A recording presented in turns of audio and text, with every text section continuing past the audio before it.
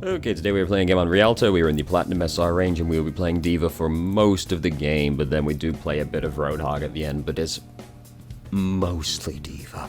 So let's start the game. So, attacking first is Junkrat, we've learned, you know, that's good to know. Elevator music was playing in my head already. So this was, this game's from quite a while ago, that's unfortunate. We started flying, oh no. We started flying to the boy and got hooked. Roadhog can only be planning to do one thing from up there. So, better to save the boosters, and like, even if he hooks somebody else and tries to shoot him, you can defense matrix him. Not getting up on him wasn't really going to accomplish much anyway. So, we've run out of defense matrix. So, the defense matrix is a thing that's in the email we'll talk about later, but basically we only really want to use it for really big things, like fire strike, dynamite, bio grenade, if they do have banana? They do have banana. You know, some, ultimates, obviously, is one of them. Getting right up on the Roadhog was very scary. I was very afraid we were going to die, but it's okay. He didn't really care about us even slightly, so that's nice. And there's a Roadhog, so that means we get to summon our mech really quickly again. So we saw the dragon coming and we decided to get way the fuck out. It's... Okay, we're good this time. And away we go. We're having a bit of trouble getting it going right now. Bob's in there. Bob's doing God's work right now. Good job, Bob. Bob killed both the supports, so things are looking pretty good now, because any damage we do to them right now is pretty much permanent. So we should be trying to, like, get in there a little bit more actively with the knowledge that both their supports are dead. Because now if we dive on one of their DPS, knowing both their supports are dead, no, they're not going to get much in the way of help. We actually got Roadhog. Wow, I didn't think it was quite far enough back. Oh, and we pushed him off as well. We fucking got him.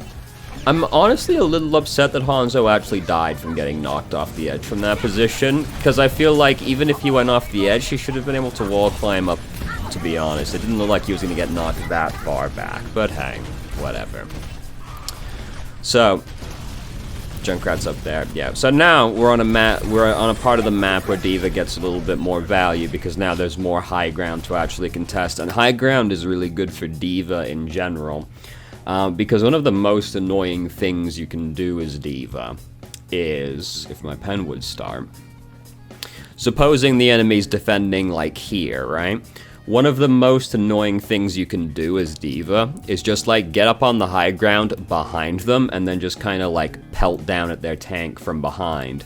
And this has the added benefit of usually protecting your head from the DPS as well, because there's lots of places like that where you can get up on high ground behind them and be shooting into their tank line, and then their DPS are kind of off to the side and they can't get, like, a clear view of your head. And you just really fucking aggravate the tank a lot. Like, the Reinhardt will be very upset about it. What's another good one for that?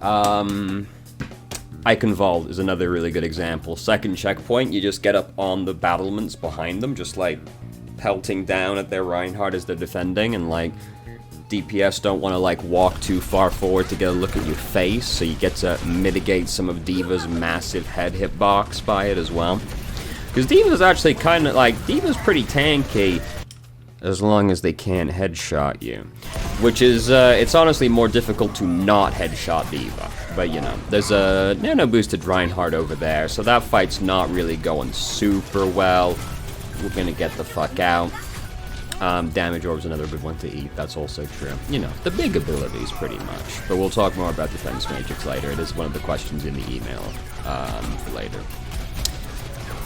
Fire Strike is one of the most important ones to eat. Like, if you can only eat one ability, eat the Fire Strike, because that makes it so much harder for the enemy Reinhardt to build Earth Shatter if he just has his Fire Strike eaten every single time. It is extremely aggravating. Did you see that, boy?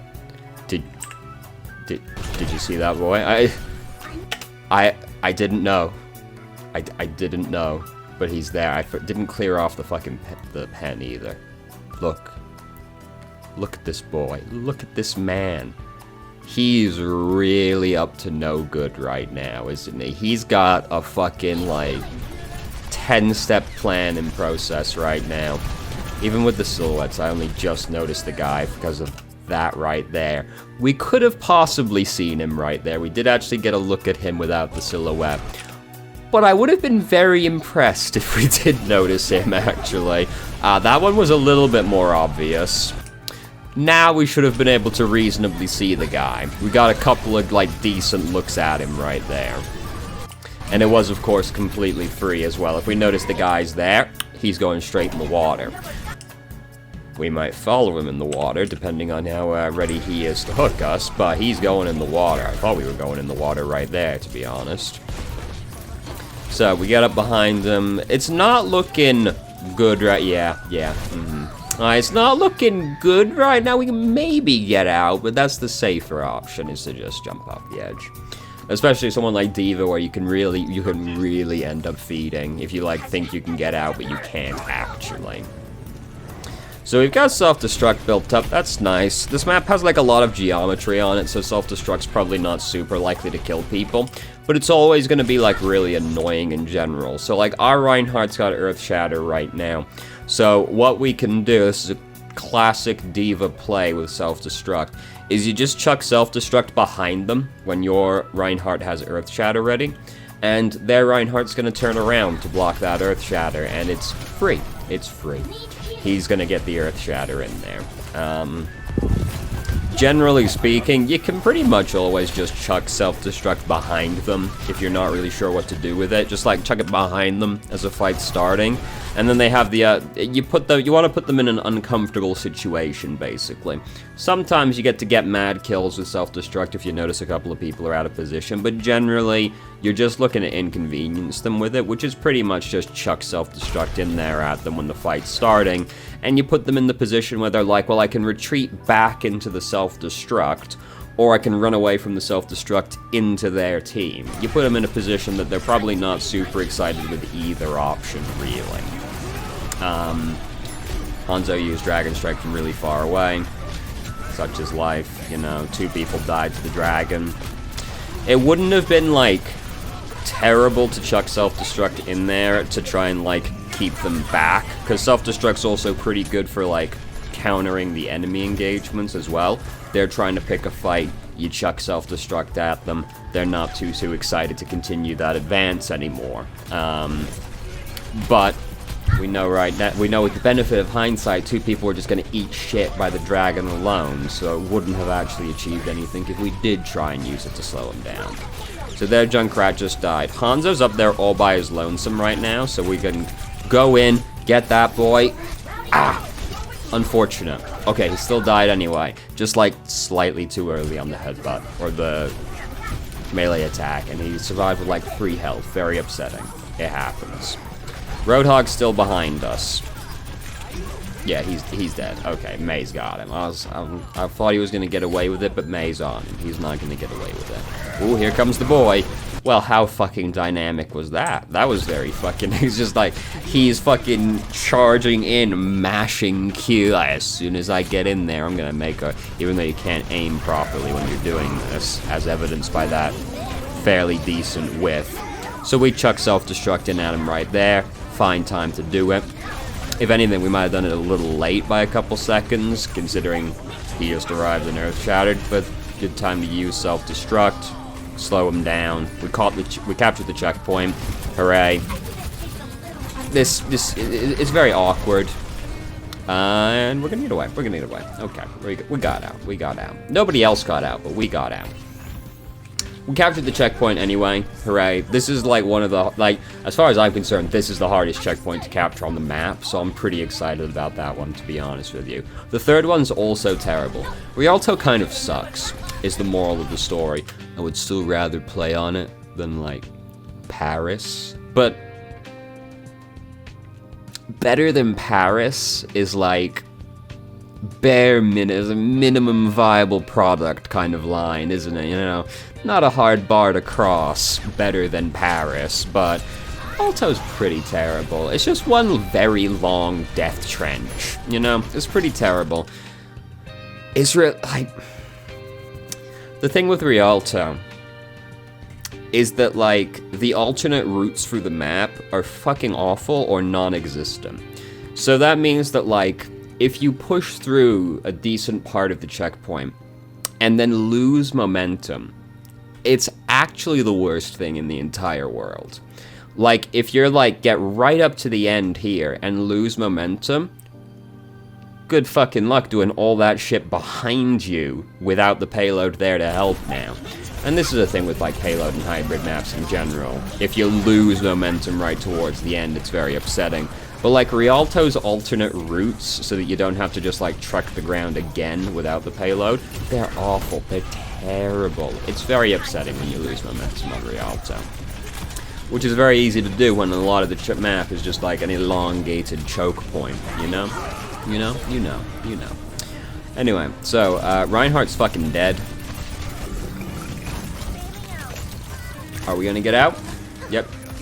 Wait, yeah, we're gonna get out. We're gonna get out. Okay. I was concerned because there was a lot of men looking at us, but conveniently they didn't really care about us. They just kind of let us get away. Nice.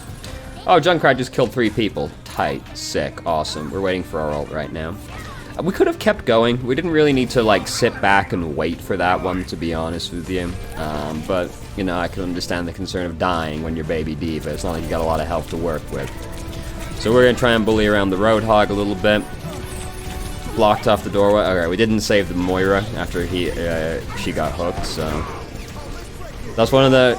Hey, that's like the big utility D.va brings right now, right? Roadhog? Fucking lot of Roadhog around right now. D.va gets to stop that.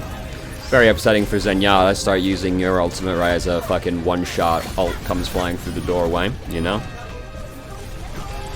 Their Junkrat's ulting. Alright, doesn't matter. Doesn't even matter. We got there with 0 seconds to spare, but it doesn't matter if it's just a payload map, because we get our time extension regardless on a payload map. Would matter if it was like a hybrid or a 2CP map, potentially. This is not the optimal time to be using an emote. It's okay. We didn't die. Are they running the same team? No, they have a soldier now as well. Soldier's a little upsetting, because he's very hard to, like, get. Yeah, their soldier's behind us, I think. I can hear a soldier really clearly in my right ear right now. Have I got these the right way around? Yes, I have. Okay. Now, he's, like, above us? He sounds like right next to us. Oh, no, didn't stop the Roadhog again. Very scary fight to get into, especially now. I would definitely not recommend sticking around like that with the current patch Roadhog. Because this is a few weeks old now at this point. Yeah, there he is. Okay. He did get round behind us. I heard him so clearly. I mean, he has to be behind us. We got him off the high ground at least. That's kind of the important thing. Yeah, it turned into a real fuck real quick. So I wouldn't recommend continuing that fight with Roadhog anymore, because he's just gonna, like, kill you real fucking fast. Or at least demech you, not necessarily guaranteed to kill baby D.va, but demech easy. Basically, we need to try and, like, get control of that soldier, like, way sooner. Alright, we did get out with the mech, nice. We need to try and, like, get control of the soldier sooner than that, because he was sat above and behind us for a while, and nobody outside of us is likely to deal with it, so we need to try and, like, deal with that sooner. Soldier's upsetting because he can just stay and fight you, because Biotic Field is really good like that, but unfortunately, it falls to us to do the work, you know? Like, he's up there right now. Oh, he's using tac visor, Alright, we're good. There's a shield in the way, sound barrier. We chuck it at him now. That didn't hit us? That's incredible. Would have been a viable choice to just, like, chuck it at him while we were still up there as well, like, up here. If we just, like, chuck it down into that corner right there, it puts them in an awkward position, because then it's like, well, We go in or we go out, and like we have to choose to do one very quickly. If somebody's just kind of like out there, you might just kill him with the explosion. And given he used tac visors and used trans, they're gonna want to try and like go in. So if you can like chuck it in that corner, like right as they're trying to go in, it leaves them with not fantastic options, other than basically run way the fuck away or try and run in and get through the doorways. Junkrat's up here as well. We do also try and have to stop him. Ooh. We could have tried to push Zen off right there, because he's right next to that wall, or he's right next to that edge. We could have tried to push him off. But Junkrat is right there, so it is pretty scary at the same time. But, you know, we've got Defense Matrix. Junkrat's not as scary, just because, like, you can hold Defense Matrix over him while he gets through most of his clip, and then you're pretty good to go. So we're trying to block the volley right now, which is fine. Volley's like a pretty good one to try and block as well. But they're usually charging it up around a corner, so it's one that's you don't usually get much tell that it's coming. So, again, we're backed off. Could have probably kept going. Oh, Soldier's still in here. Could have probably kept going. Just Junkrat and Anna. You know, it's not as, and like most of our team's kind of close to us. We could have probably kept going, but at the same time, you're playing D.va, so if you're not super confident, don't like go for it anyway, because D.va can end up feeding a lot if you overcommit to a fight. So this is really bad. Earth Shatter just happened behind us as well. I'm glad we didn't use self-destruct. It would have been tempting to do it just because when only 2 people were dead, but it went like really badly, really fast. So we chucked it out there now. We're just trying to stall out the point. I don't really want to do this because this is really low odds of working, and like we end up feeding a lot of ult charge doing this if it doesn't work. It's starting to work. It's starting to work. Oh, well, at the very least, we got kind of a few ultimates out of them at least, because Roadhog used his ult as well. Junkrat's using his ult now as well. Alright, it ends up not being that bad. We didn't defend the point still, but they used a lot of ultimates to capture the last meter, which is still decent as far as it goes. We used self-destruct, and we got 3 in exchange out of them for the stalling. So that's pretty good. That's pretty good. Pretty good ones as well. Like Trance is a really important ultimate to get. The video is it's not the video. It's just like not loading it properly. Like Trance is a really good one to get out of them as well. You know, Trance is a pretty good ultimate, it turns out. And now he's not gonna have it for May's ult because she almost has hers. Soldier's using his ultimate over there. We go on him. He's probably not gonna get anyone. No, he didn't get anyone. Okay. He's probably gonna do that again. So I'm running off in that direction. People love to go that way during the. Oh fuck. Oh Jesus Christ. People love to go over to that doorway. So like keep an eye on like the right side and the left side as well as D.va, because people like that love to go for a walk around. And as D.va, we do have an obligation to try and like keep the flanks clear, especially from people like, you know, Junkrat and Soldier. We built up self-destruct just in time. It's not gonna kill anybody. Oh, it did kill someone. That's absolutely incredible.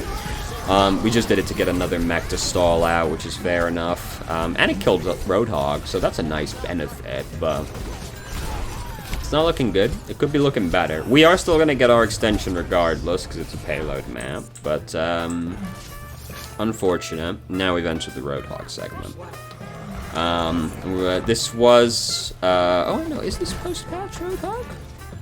Because they lowered his ammo down to 5 on the patch, right? I don't know. This is like a couple weeks old. I don't remember the order. I don't remember the times that things happened in.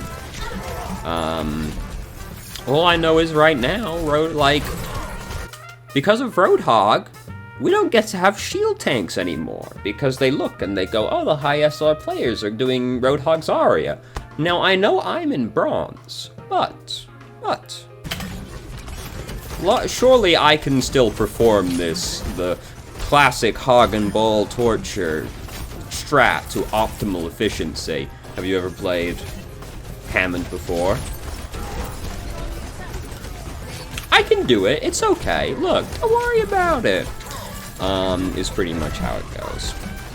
So Roadhog's pretty straightforward. You know, we're just trying to hook the boys right now. Yeah, you know, we spam into the shields. We hook the lads that we can. So be careful with, like, the turn on the hook in that kind of area, because there's like a lot of geometry we have to pull him through, and like what happened right there was he got caught on the edge of the payload, so he didn't get pulled all the way in, because it does alter the trajectory they go on when you do the turn. And if there's geometry there, like, you can get cock blocked on doorways the same way, where if you're trying to hook them through a doorway and you turn too soon, they get stuck on the other side. That happened in the last Roadhog game we watched on Junkertown.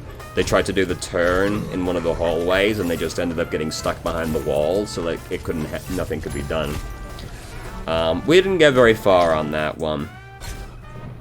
You know, Roadhog's this way, where we're mostly... oh, I remember fucking recording this game like, oh god, oh Jesus Christ, what have we done?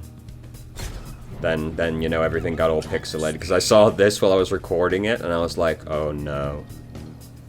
Oh no. Oh no. Oh no. Oh. I remember being, like, really anxious while recording the footage.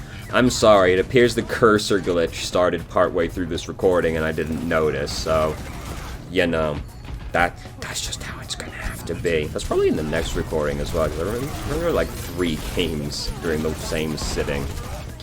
Anyway, so here's Roadhog. We can't, like, really fight him. We can try and inconvenience him, but we're never gonna, like, kill that guy.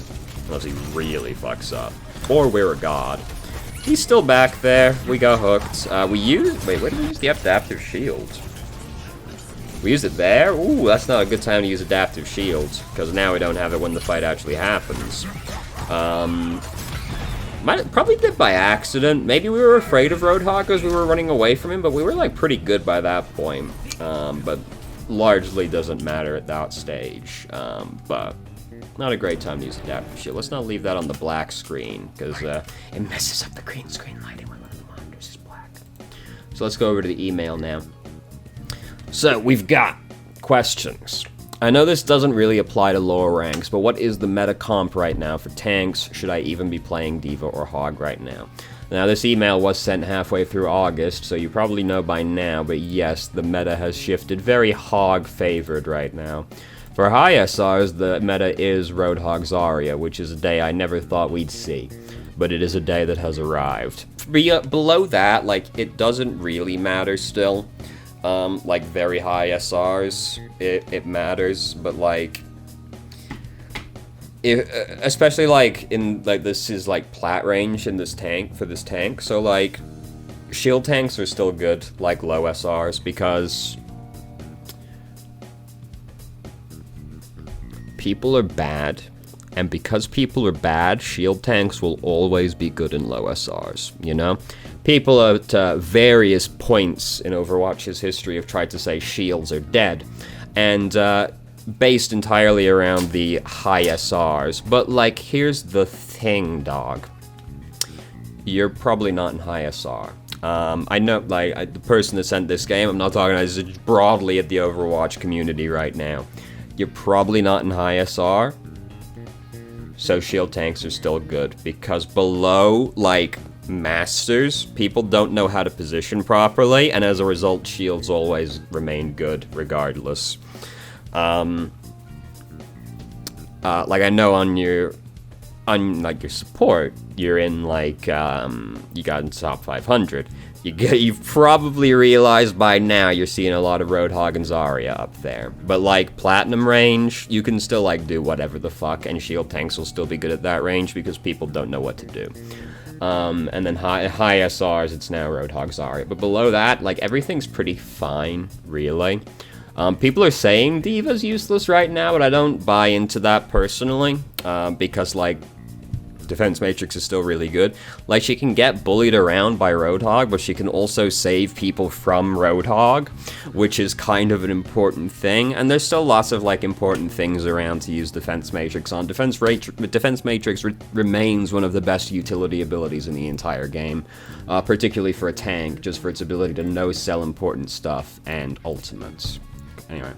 Next, generally speaking, how do I balance my duties as a tank? I struggle to create space for my team, apply pressure, and look after my supports all at once, and end up not doing any of them effectively. It depends which tank you are. Now, if you're playing D.va, you're the off tank. As the off tank, you're not in charge of creating space, you're in charge of securing space, which means that you're not worried about pushing the enemy back, you're worried about, like, helping Reinhardt, or Orisa, whoever your main tank is. You're worrying about helping them, but they're the one that's making the space. As D.va, or the off tank, so if you're Zarya, or like Sigma as an off tank, you know, you're not worried about pushing the enemy back and taking space from them. You're worrying about watching the flanks and keeping the people behind you alive. The main tank makes the space, and then the off tank secures the space. So everything behind the main tank is like your responsibility, and you try and help the main tank as much as you can, but they're the one in charge of taking the space. You try and facilitate that by, like, blocking Fire Strike with, like, Defense Matrix, or, like, bubbling and Zarya, you know, all that stuff. But you don't take space as the off tank. If you are the main tank, then you focus on creating the space and taking the space from them. You're not really worried about the things that are happening behind you, because that's not meant to be your responsibility. There are times when you're going to have to deal with the stuff back there anyway, because nobody else wants to, because, like, Roadhog's going off on a solo flank mission or something, so you have to. But ideally, if you're the main tank, you're just worried about pushing them back, and you're letting the off tank worry about, like, the flanks and the people going for your supports. But this is the kind, like, off tanks, you can't really cover for the main tank properly. Like, off tanks just don't really have the capability of taking space, but the main tank does often have to cover for the off tank responsibilities. But the off tank cannot really cover for the main tank responsibilities. So, like, that's kind of how it goes. Like, it depends if you're main tank or off tank. Main tank takes space, off tank secure space. Next, fundamentally speaking, how should I be playing to climb at this rank? I feel like when I play aggro as a tank, I feed, but when I play passive, we give the enemy free ground wins. For reference, in this game, I was playing more passive, or so I think. This game was pretty passive. This is the kind of SR where you, particularly as D.va, you more or less play passively while you're waiting for an opportunity to appear. And this is true for, like, the other tanks in general, but D.va's a very opportunistic kind of character, because you have pretty good burst as far as the off tanks go. Like, when you fly on somebody with your missiles going, and you, like, bonk onto them, and then, like, missiles all in their face, and then you clap them, you can burst somebody to death as D.va pretty quickly once you get, like, used to it. So, like, when you spot the opportunity, like when you see Soldier go off on his own, or like when we went on that Hanzo, we didn't kill the Hanzo in that instance, just barely, but that's like the kind of opportunity you're looking for as D.va. If you spot somebody that's kind of off by themselves like that, and you get on them, you can burst them to death really quickly, and you can contest people on high ground like that, which is the important thing. So when you're playing on a map like Rialto, Second Checkpoint, Gibraltar, Dorado, like, you're looking at the high ground, and as soon as you see somebody like Hanzo, Soldier, McCree, whatever, go up there, and they're, like, by themselves, you, like, go on the guy. Because if he's by himself, you'll burst him to death before anybody can actually get to him. So that's the kind of opportunity you're looking for as D.va. And you can make some opportunities happen with, like, self-destruct, like we talked about, like lobbing it behind them to force them in, or force them to retreat into it or advance into you. But, like, you play kind of reactionary as D.va. You don't necessarily get many ways to really open the enemy team up. The best thing you can do is, like, get on the high ground behind them and just, like, harass, like, their Reinhardt from behind, you know, and then you're just kind of waiting for stuff to happen. if we're talking about, like, some other tanks, then, like, most other tanks are kind of, like, more obvious in this way, I feel. Like, D.va has less obvious ways to really, like, engage, like, make plays happen. Whereas if you talk about, like, Zarya, everybody knows what you're trying to do with Zarya. You know, you're trying to build energy and then make plays with Graviton. Roadhog, you're trying to hook people, you know. Winston, you're trying to dive on the squishies and kill them, you know. D.va's a little less obvious, but that's the kind of stuff you're trying to do. You don't get many ways to play aggressively as D.va safely. Because this is the thing, is that, like, D.va is fairly fragile as far as the tanks go, just because of the massive head hitbox, so you kind of have to play more reactionary. And the thing is as well, Defense Matrix is just such a very strong defensive utility, that if you're going off and doing stuff by yourself constantly, you don't really get to use Defense Matrix for its, like, full value, which is doing stuff like eating Bio Grenade and, like, eating Fire Strike. Like, eating really valuable abilities with Defense Matrix is one of the best things you can do as D.va, because if you eat the enemy Ana's Bio Grenade, the Ana immediately just wants to throw herself off a cliff. Like, it's absolutely terrible when you watch your Bio Grenade just get eaten by D.va, you know? If you just eat every Fire Strike that Reinhardt throws at you, he wants to just throw himself out the window immediately, because it's like, oh my god, I'm building my ult charge at like a quarter the speed I normally would be, because I can't fucking hit anybody over there. And you can eat more or less every Fire Strike if you're, like, really watching the guy and bullying him. So, D.va, you kind of have to play more reactionary. With the main tanks, you usually want to play more aggressively, but it's one of those things that's really hard to give, like, set rules for in this regard. Like, if you're playing like Reinhardt, if you're confident anyway, you want to play really aggressively and bully the other Reinhardt around, but you can't always, because the other Reinhardt, maybe you're not dramatically better than him. Your team's not capitalizing as well as they could be. Their team's doing a great job of, like, rallying together, you know? So, because, like, this is the kind of area where people have gotten complacent, you know? Like, they sort of feel like they understand what to do. If you really know what you're doing and you play aggressively, you can really bully people around in Plat, but it very heavily depends on the game. But D.va, you usually play more passively. I assume this question is mostly about D.va. Because, like, other tanks are pretty straightforward. I'm sure you know what to do as Roadhog, you know, to make plays happen. You hook the bad men.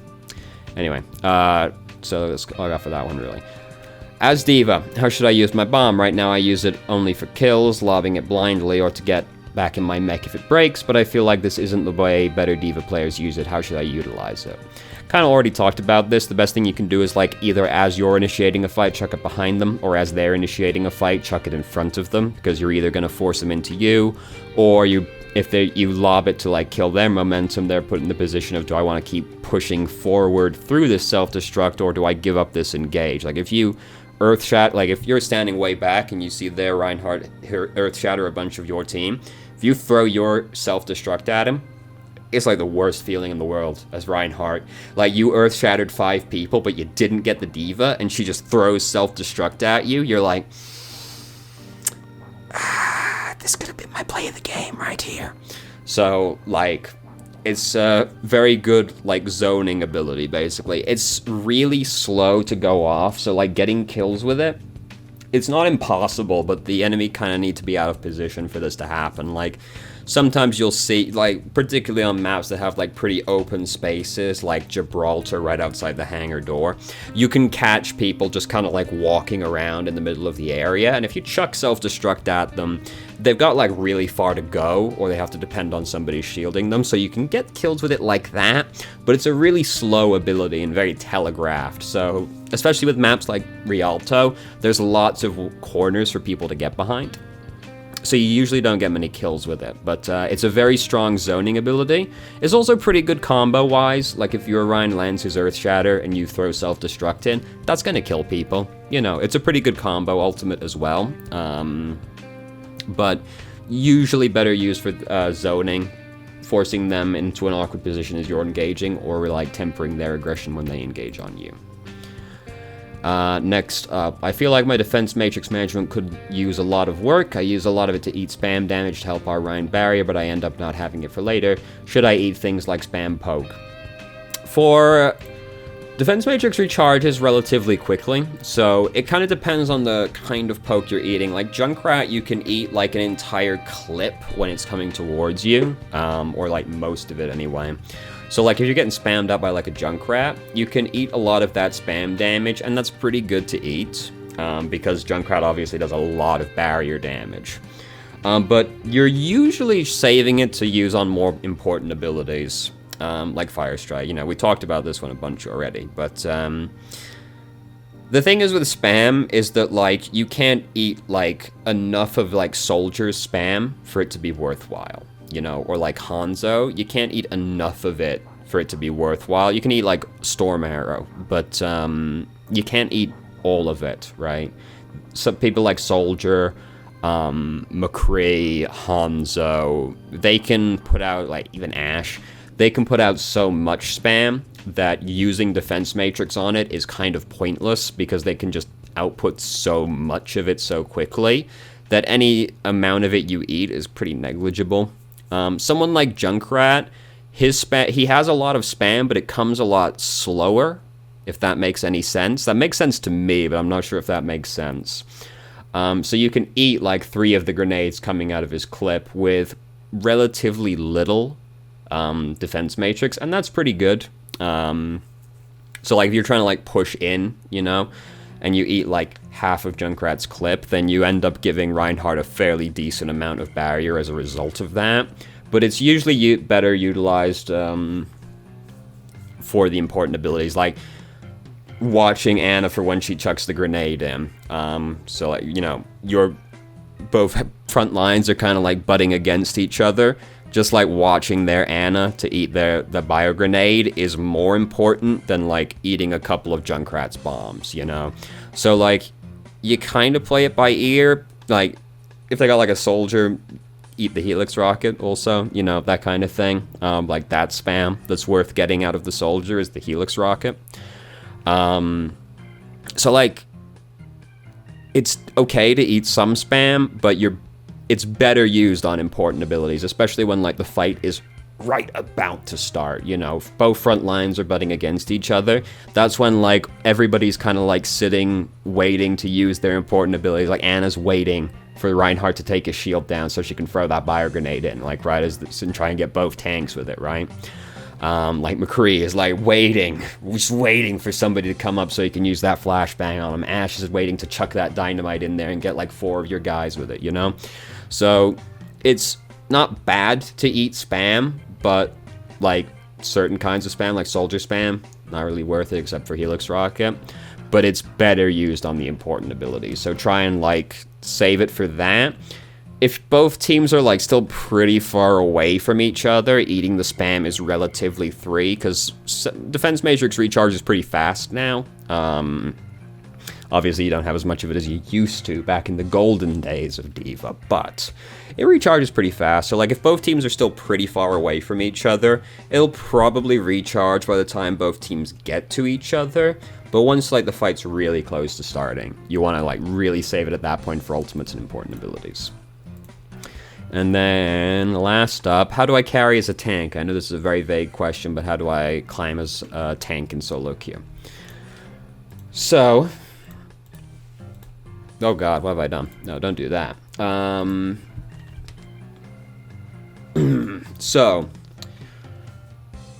it's way easier to carry as a main tank, in my opinion, because they have more obvious ways of winning the fight. Like, if you Earth Shatter 5 people as Reinhardt, you got him. You know, like, it's very easy how you do it with that one.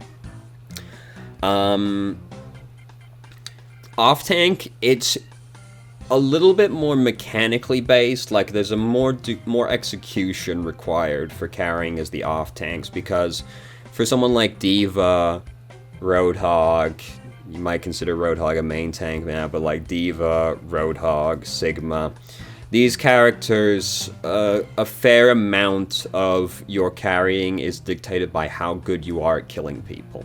You know, like Zarya, you need to be able to, like, track and kill people with the laser.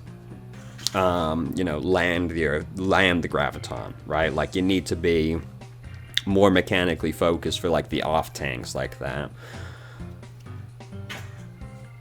So, like, fundamentally, this is how you can kind of figure out how to carry with any character in the game, really, is you pick your character, you look at your character and you go, what is the strongest aspect of my character? And you try to leverage that aspect of your character as much as you possibly can. And you try and mitigate whatever your weakness is as much as possible as well. But if we're talking about carrying, it's more leveraging your strength. So we look at D.va. What's strong about D.va? Defense Matrix is a really strong ability. It's one of the best defensive abilities in the game because it can completely eat ultimates. Certain ultimates it completely destroys, like Graviton, which have relatively minor counterplay, right? Like, not many things just deal with Graviton. Well, nothing deals with Graviton as cleanly as Defense Matrix does, which is just completely deletes it. So that's an incredible utility. What else is strong about D.va? She has pretty good defense, she has pretty good burst potential, and she has really good mobility, right? She's also one of the few tanks that can really contest people that fly. Because you can just, like, get up in Pharah's face and just harass the fuck out of her, right? Like, Pharah will hate it and she'll want you to stop. Because, like, Pharah can't headshot you. So, Pharah has not many ways of actually stopping you outside of just, like, getting away. So you can, like, harass the fuck out of her. So she has good mobility and she has good burst potential. So, alright, and then we also get to staple on, like, she has a pretty okay ultimate, especially for zoning and comboing, right? So how do we leverage this as much as we can to carry? Well, the strongest aspect of her is Defense Matrix, so we try and leverage this as much as we can. We focus on, like, eating really important ultimates and really important abilities, like Graviton, Blizzard, you know, anything like that. We focus on, like, we put a lot of focus on eating those, because if we can get rid of enemy ultimates, Overwatch is really based around ultimates, so that's good. And then important abilities like Bio Grenade can win a fight. So if I eat the Bio Grenade, that's one way we can lose the fight removed. D.va has a lot of ways to mitigate potential losses in a team fight, so we want to try and leverage that as much as we can. And then she has good burst potential and good mobility. Alright, so high ground control is going to be very important for this character, right? And then also, because she has good burst potential and good mobility, if I spot somebody kind of off by themselves, and even if they're kind of far away from me, it's okay, I can close that distance really quickly. If they've got an ability that, like, stops people, that's okay. If they got flashbang, I can eat that, you know? And then I can try and burst them to death and get away afterwards. So you try and do that as much as you can. And this is how you figure out how you carry as every character. So, like, alright, which other tank? So, right, Reinhardt, right? What's really strong about Reinhardt? Well, he has the best shield in the game. And the shield is really good because it gives your DPS and supports and other tank, it gives everybody on your team an uncontested line of sight, right? Usually, you have to play around cover. But if you got a shield, that's cover that you can shoot through that they can't shoot through. So you give people great lines of sight that they don't normally get to have, and you offer them great coverage as you're advancing in. Then, also, he has very good damage, but it's in a very limited area around him, right? But that's okay, because he's got the best shield in the game, so you get to cover up this ability, because you get to just walk at them. It's great.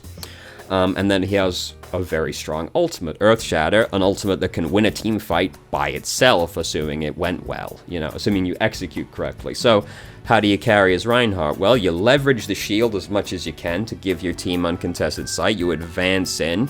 They can advance in cleanly behind you, because they're not going to be taking a bunch of poke and spam damage as you walk in. Then once you get in, your shield's going to be low, but that's okay. You do a lot of damage once you get in there, and you can still use the shield to cover big abilities that are coming towards you. Junkrat's throwing some shit at me. I can put that up for a second in the fight to block the bombs while I'm swinging at them. And then Earthshatter, fairly self-explanatory how you leverage that one, you know.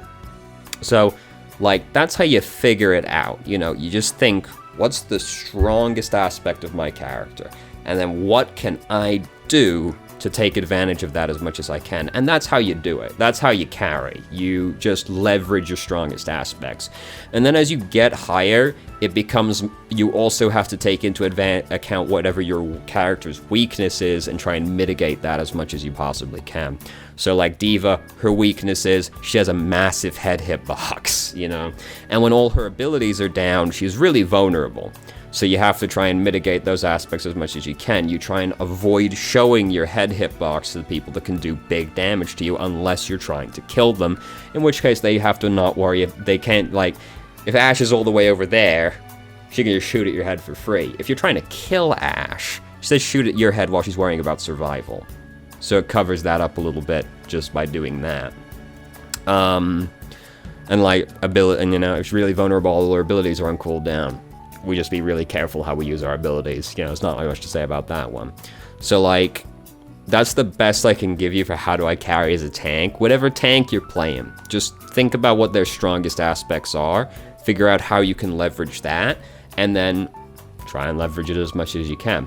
And then map comes into this as well, because someone like D.va, the mobility burst thing is less valuable if the map doesn't have many ways she can use this mobility to help her, right? Like, King's Row, like second checkpoint, you can't, like, people aren't really off by themselves that often unless they're doing some, like, dramatic flank, you know? Like, first checkpoint, you kind of get it, but, like, second and third, people are, like, pretty close together to each other.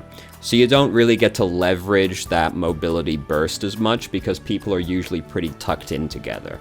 That's not to say you can't play her in that situation, it's just then that you have to leverage the other strong aspect of her even more than previously, right? Because you can't rely on that other strong aspect, so now you have to leverage the one strong aspect you do have as much as you possibly can. So map comes into it as well, because certain abilities are obviously just going to be more useful.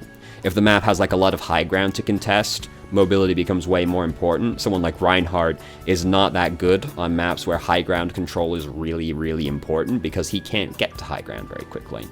And he can't contest high ground outside of Fire Strike or just physically going up there. So like Gibraltar first checkpoint, someone like Orisa or Sigma usually ends up being better as far as shield tanks go because they can contest the high ground without going up there physically, which Reinhardt can't do. He has to go up there or use Fire Strike. But that's the best I can give you for like, how do you carry as a tank? Just think about your tank, you know. Who is my tank? What does he do? And how do I leverage that as much as I can? And that was the last question. Let me just skim this note at the end, make sure there's no question tucked in there.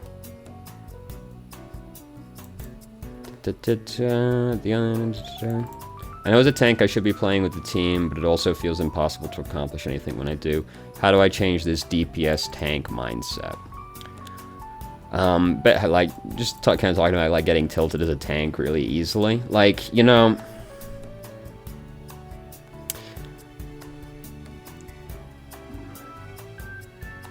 changing like any aspect of yourself like that is really hard. The thing that, like, this is, like, what stops me from tilting, and, like, there's, you know, what works for one person doesn't necessarily work for another, but, like, when something's going badly, even if I think it's somebody else's fault, which it could be, it's possible to make no mistakes and still lose. But, like, even if I think it's somebody else's mistake, I just try and remind myself that that's not a productive mindset to take, right? Like, I'm playing Reinhardt, like, oh, fucking, they're just not healing me, my team's not following up on my engagements, oh, God, you know. That's not productive, because you've immediately just offloaded the responsibility onto other people. I did it, and my team didn't support me enough. Not helpful. Better way to think about it is, alright, well, my team didn't follow up, even if it's true, right? Suppose that's 100% true. Suppose it's 100% true, my team just didn't heal me enough, my DPS didn't follow up, whatever. Suppose that's 100% true. Even if that is 100% true, that's still not a productive mindset. It's still better to go, alright, well, they didn't. I can't change that. So with the knowledge that they didn't, what could I have done in this situation to potentially mitigate that as much as I could have, you know? Because even if it is 100% not your fault, there's still usually something you could have done in that situation that would have helped. And just because it would have helped doesn't mean it has any guarantee of working anyway, but statistically speaking, if there was something you could have done, if you did it, even if it only raised your chances of winning by 1%, that's still 1% more than you had previously. So, like, that's what I try and bear in mind, you know, and this helps me from not tilt. It's like, even if it's true, even if it's 100% true, it's not productive, what could I have done anyway? Like, that helps me, but, like, what works for one person has no guarantee of working for another person, especially with something like tilt, which is an extremely personal thing. Certain things tilt people more than others, you know? It's life. But, that's all I got for you. So, thank you very much for watching if you did. If you have any questions, feel free to ask. I'm more than happy to answer. If you felt I answered any of your questions from the email inadequately, please let me know, and I will try to expand further. If you haven't already, you can join our Discord, ask questions more directly, have a conversation about them, or just shitpost with us. I started streaming on Twitch Thursday, Saturday, Sunday, 8 p.m. EST to 11 EST. There's a link to the channel in the description. And if you managed to make it all the way through the video and somehow still enjoyed it, please like the video and subscribe for more content of middling quality in the future. And I hope you found the video helpful.